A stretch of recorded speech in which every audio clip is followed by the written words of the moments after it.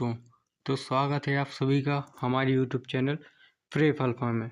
जैसा कि आप सभी को पता है कि हमारी पॉलिटी की टॉप 50 क्वेश्चनों की सीरीज चल रही है, जिसमें हमारी 4 क्लास ऑलरेडी हो चुकी हैं और यह 5वीं क्लास है। और आप सभी को जैसा जानते ही हैं कि ये RRB NTPC अंडर ग्रेजुएट 2025 के सभी आए हुए क्वेश्चन हैं। इसमें हमारी 4 क्लास हो चुकी हैं और ये हमारी 5वीं क्लास है। आई होप आप सभी को क्लास पसंद आ रही होगी और क्वेश्चन भी अच्छे लग रहे होंगे। तो आज की क्लास हम शुरू करते हैं। अब पहला क्वेश्चन देखते हैं। भारत में एक वर्ष में संसद के कितने सत्र आयोजित होते हैं?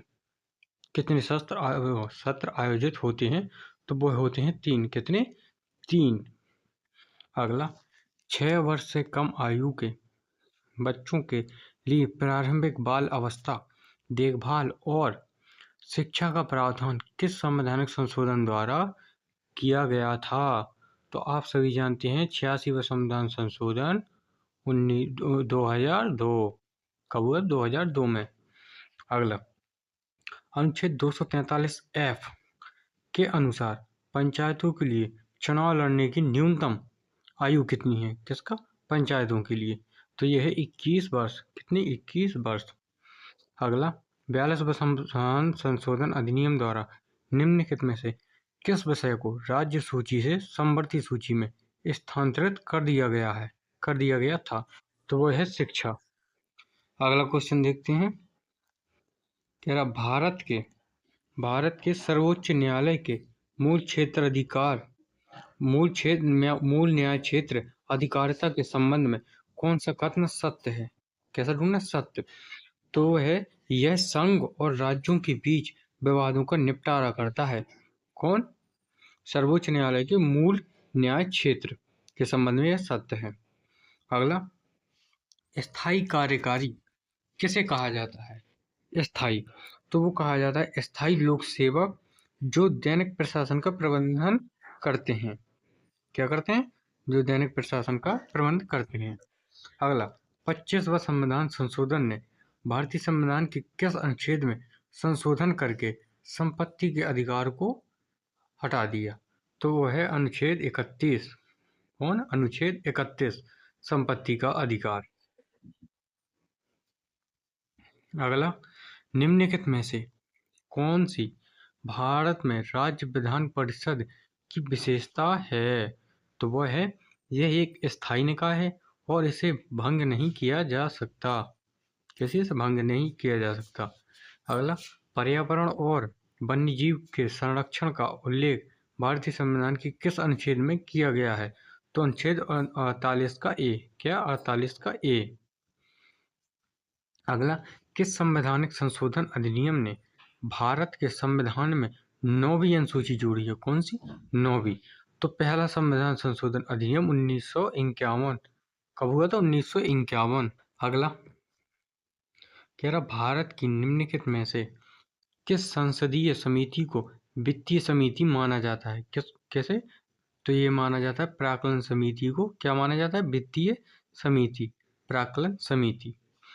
अगला, राज्य विधानमंडल की सदस्यता हेतु पात्र होने के लिए किसी उम्मीदवार को लोक प्रतिनिधित्व अधिनियम 1951 में निर्धारित निम्नलिखित में से कौन सी अहर्ताएं पूरी करनी होगी? तो वो है किसी भी राज्यसभा निर्वाचन क्षेत्र में निर्वाचक मतदाता होना चाहिए या उसको पूरा करना चाहिए। अगला, भारतीय संविधान के अनुच्छेद 5 के अंतर्गत संविधान के प्रारंभ में किसी व्यक्ति को नागरिक माने जाने के लिए निम्नलिखित में से क्या आवश्यक नहीं है? तो वह है भारतीय पासपोर्ट धारक। यह जरूरी नहीं है। कौन कौन से हैं? भारत के क्षेत्र में अधिवास होना, माता पिता में से कम किसी एक का जन्म भारत में हुआ हो और भारत में जन्म लेना। यह नागरिकता पाने के लिए है। अगला, भारतीय संविधान का निम्नलिखित में से कौन सा अनुच्छेद धन विधेयक को परिभाषित करता है? अनुच्छेद 110। कौन सा? 110। अगला, किस संशोधन को संविधान का लगभग पुनर्लेखन माना जाता है और इसके द्वारा अनुसूची 7 और 53 अनुच्छेदों में परिवर्तन किया गया है। तो 42वां संविधान संशोधन 1976, इसको मिनी संविधान भी कहा जाता है। अगला, निम्नलिखित में से कौन सा राज्य का नीति निर्देशक सिद्धांत भारतीय संविधान के अनुच्छेद 48 के अंतर्गत वर्णित है? और हम सभी वही पढ़ चुके हैं। तीसरा या चौथा क्वेश्चन होगा पर्यावरण का संरक्षण एवं सुधार, ग्राम पंचायतों का गठन, अनुच्छेद 40। अगला देखते हैं, भारतीय संविधान के अनुच्छेद 244(2) के अंतर्गत छठी अनुसूची के प्रावधान निम्नलिखित में से किस राज्य समूह के जनजातीय क्षेत्रों के प्रशासन पर लागू होते हैं? तो वह है असम, मेघालय, त्रिपुरा और मिजोरम। दोबारा क्वेश्चन पढ़ते हैं, अच्छा है। कह रहा भारतीय संविधान के अनुच्छेद 244(2) के अंतर्गत छठी अनुसूची के प्रावधान निम्नलिखित में से किस राज्य समूह के जनजातीय क्षेत्रों के प्रशासन पर लागू होते हैं? तो वह है असम, मेघालय, त्रिपुरा और मिजोरम। अगला, स्थानीय निकायों में महिलाओं के 1/3 आरक्षित सीटें विभिन्न श्रेणियों में किस प्रकार वितरित की जाती हैं? तो वह है SC, ST, OBC श्रेणियों के लिए आरक्षित सीटों सहित सभी सीटों में से 1/3 सीटें महिलाओं के लिए आरक्षित हैं, जिससे एक सीट एक महिला तथा एक SC, ST, OBC उम्मीदवार के लिए साथ साथ आरक्षित की जा सकती है। देखते हैं, कह रहा निम्नलिखित में से कौन सा अनुच्छेद उच्च न्यायालयों को कानूनी और मौलिक अधिकारों के प्रवर्तन के लिए रिट जारी करने का अधिकार देता है? किसे? उच्च न्यायालयों को। तो अनुच्छेद 222 अगर उच्चतम न्यायालय यानी सुप्रीम कोर्ट के लिए पूछा जाए तो अनुच्छेद 32। कौन सा? 32। अगला, निम्नलिखित में से कौन सा कथन भारत में अधीनस्थ न्यायालयों के प्रमुख कार्यों का सही तरीके से वर्णन करता है? कौन? अधीनस्थ न्यायालयों के। तो वो करता है जिला स्तर पर सिविल और आपराधिक विवादों का समाधान करना, यह सही वर्णन है। अगला, जिला न्यायालय और अधीनस्थ न्यायपालिका पर नियंत्रण निम्नलिखित में से किसके पास है? तो वह है उच्च न्यायालय के पास। किसके पास?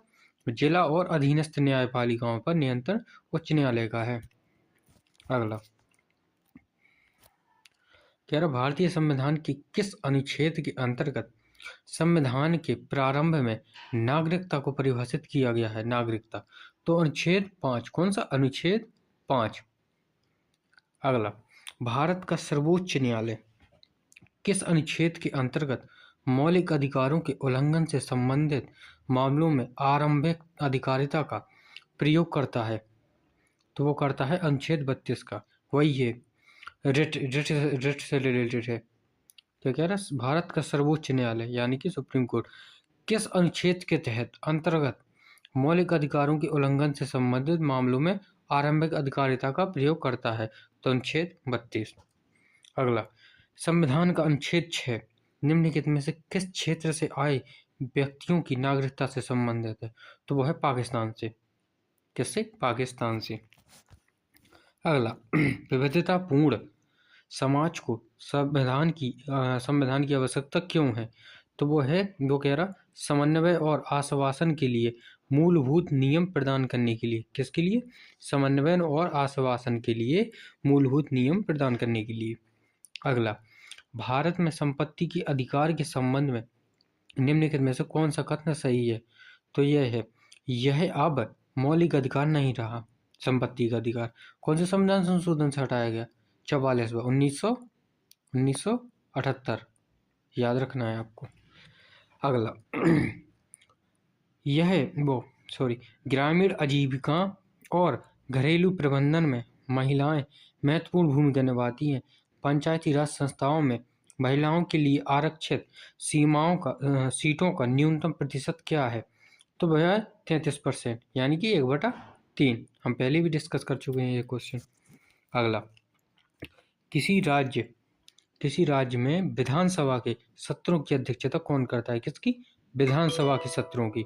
तो वह करता है हमारा सदस्यों द्वारा निर्वाचित सदस्य, जिसे स्पीकर कहते हैं। क्या कहते हैं? स्पीकर।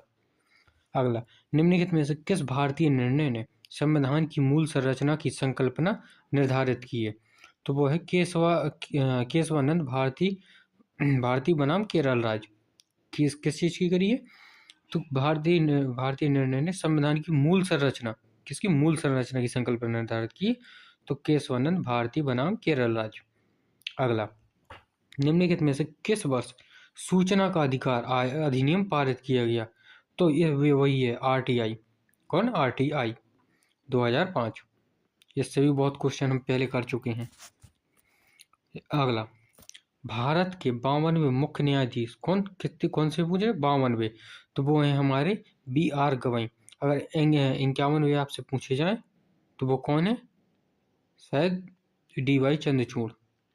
अगला, भारतीय संविधान का कौन सा अनुच्छेद राज्यपाल के पद से संबंधित है? तो वो कौन सा है? 153। अगला, कौन सा अनुच्छेद भारत के राष्ट्रपति को क्षमादान देने और दंड का प्रतिविलंबन करने की शक्ति प्रदान करता है? तो अनुच्छेद 72। कौन सा? 72।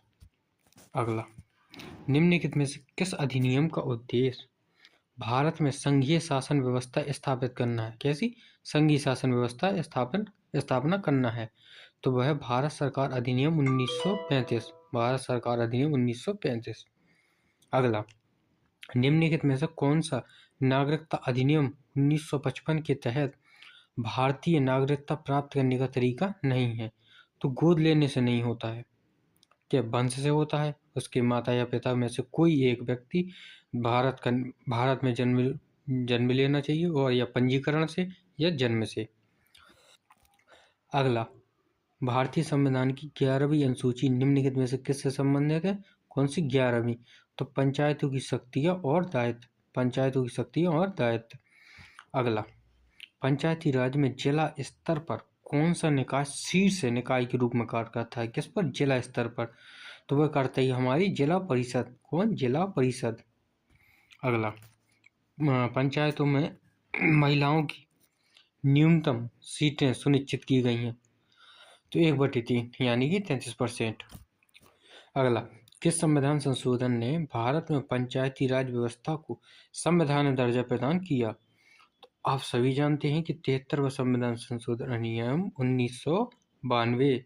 कौन सा? 73वां संविधान संशोधन अधिनियम 1992।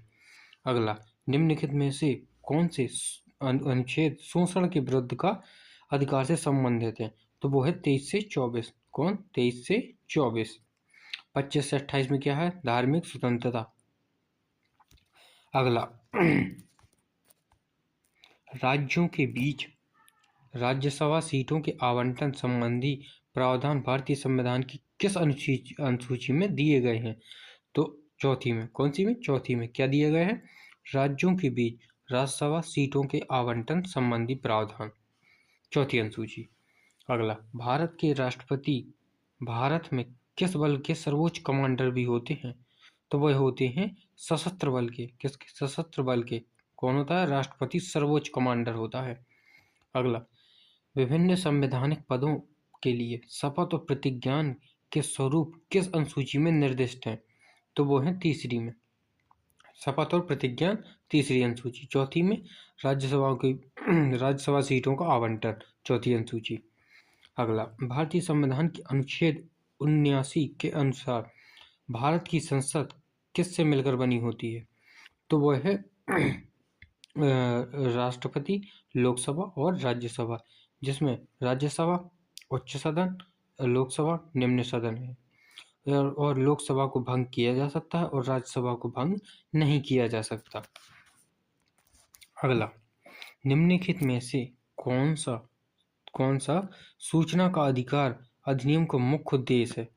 तो यह है पारदर्शिता और जवाबदेही को बढ़ावा देना। आप सभी को बताना है कि आरटीआई, ये सूचना का अधिकार कब आया था? अगला, किस संशोधन द्वारा पंचायती राज संस्थाओं को संवैधानिक दर्जा प्रदान किया गया था?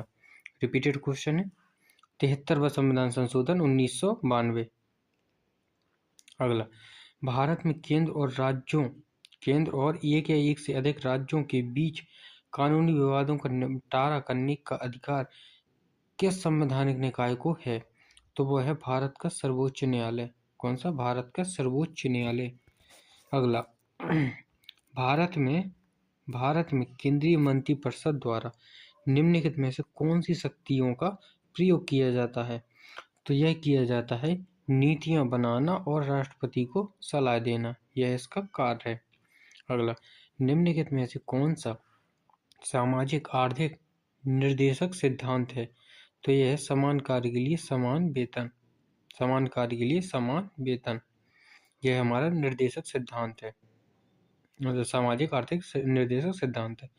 अगला, अनुच्छेद 6 उन व्यक्तियों से संबंधित है जो किससे, कहाँ से आए हैं? पाकिस्तान से। कहाँ से? पाकिस्तान से।